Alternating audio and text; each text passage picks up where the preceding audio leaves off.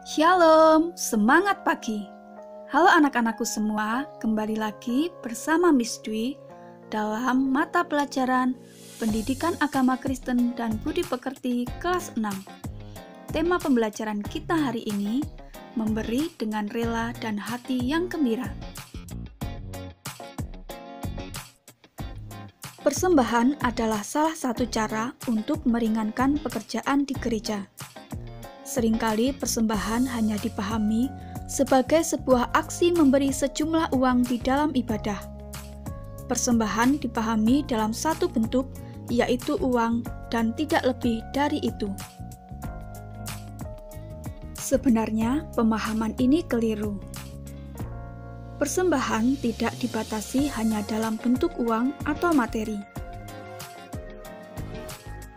Aksi memberi persembahan dalam kekristenan bukan hanya persoalan memberi sejumlah uang, tetapi juga melibatkan motivasi, harapan, tujuan, dan emosi orang yang memberikannya.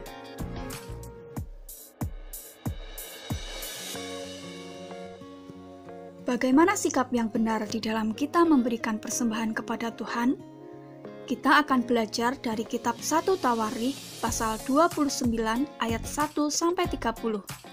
Dalam ayat ini kita belajar bahwa memberi persembahan mengandung unsur-unsur kesukaan dan komitmen kepada kerajaan Allah. Kesediaan untuk mempersembahkan diri dan milik kita kepada Allah.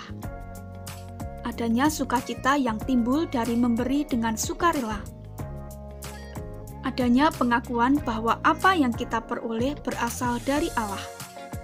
Kemudian, kerendahan hati dan rasa syukur atas hak istimewa untuk ambil bagian dalam maksud kekal Allah.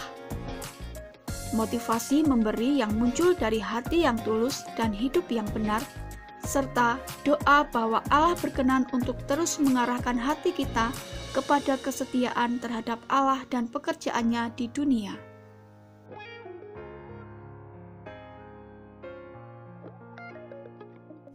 Dalam kisah Tawarikh, semua orang terlibat dalam mengumpulkan persembahan untuk pembangunan Bait Allah. Mereka memberi persembahan dalam jumlah yang kecil dan besar dengan hati yang rela. Cerita dalam Tawarikh adalah cerita tentang anak Raja Daud, yaitu Raja Salomo yang sedang membangun Bait Allah di Yerusalem. Rumah Allah yang akan dibangun berukuran besar dan terdiri atas batu-batu besar, emas, perak, dan perunggu.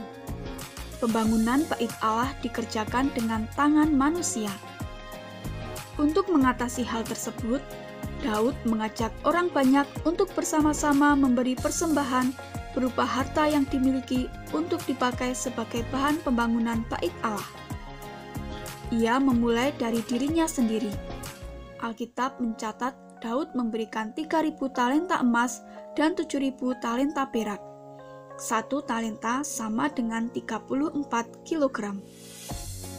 Selain Raja Daud, kepala-kepala suku, kepala pasukan, dan para pekerja di kerajaan Israel juga memberikan persembahan untuk Bait Allah dengan rela hati dan bergembira. Menurut 2 Korintus 9 ayat 6-15, ada syarat-syarat yang harus kita lakukan dalam memberi persembahan. Syarat-syarat itu diantaranya, memberi dengan kerelaan hati. Keinginan untuk memberi kepada Tuhan harus datang dari keputusan hati yang sungguh-sungguh. Tidak boleh ada keinginan untuk dipuji dan dihormati. Selain itu, memberi tidak dengan sedih hati atau karena paksaan. Kita tidak berduka dan merasa kekurangan ketika memberi apa yang kita miliki. Kita juga tidak boleh terpaksa saat memberikan sesuatu kepada Tuhan atau orang lain. Yang ketiga, memberi dengan sukacita. Kita bergembira karena memberi kepada Tuhan. Persembahan adalah juga bentuk ucapan syukur atas berkat yang kita terima dari Tuhan, sehingga dengan penuh sukacita kita membagikannya kepada orang lain yang membutuhkan. Persembahan biasanya dipakai untuk membiayai pelayanan, misalnya biaya pembangunan gereja, kegiatan-kegiatan sosial, dan lain sebagainya. Selain dalam bentuk uang, persembahan juga dapat berupa barang, misalnya hasil panen atau yang disebut undoh-undoh, yang nantinya akan dijual dan uangnya untuk persembahan gereja. Orang sering beranggapan bahwa ketika seseorang memberi sesuatu kepada orang lain, ia kehilangan. Sebenarnya, ketika kita memberi, memang sesuatu itu hilang. Namun, maksud baik kita dan perbuatan baik kita tetap ada di dalam diri kita. Semakin banyak kita berbuat baik, kita akan terbiasa melakukannya.